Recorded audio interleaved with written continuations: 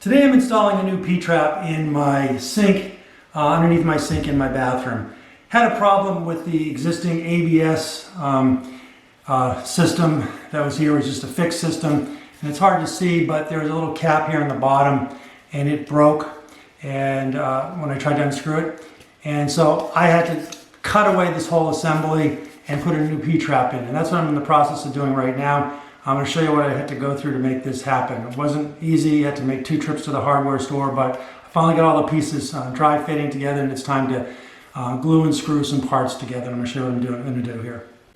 So I started by cutting off with a hacksaw the P-trap from this ABS pipe. I went out and got a replacement fitting, threaded fitting here. That's going to slide over here. I'm going to glue that in a second. So this fitting slides right on here. This 1 1/4 inch tube goes in here. This is going to connect to the P-trap here. And I had to buy a separate extension here to give me the length to slide up onto the drain pipe itself. But the length of this extension was too long, so I wound up having to cut about 1 inch off of the drain assembly pipe coming down to make it all fit. So I've got it all dry fitted together. I'm going to glue the ABS fitting on, and then we're going to simply just screw together the pieces to get this drain assembly all back and running. Okay, I have some all-purpose cement.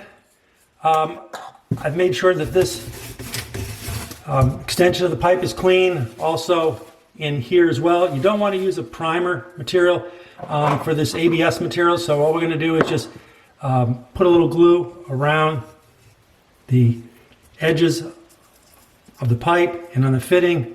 I'm going to slide it in quick and dirty and just kind of hold it there for a few seconds. Okay, now we're going to put all the pieces together, basically screw them together. We've got our washer on the back of this 1 1/4 inch pipe. We're going to slide it in. We're going to just kind of loosely fit, screw on the coupler.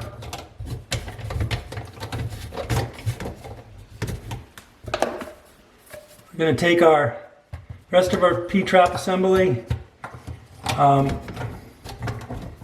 get it roughly in place, and then screw that together.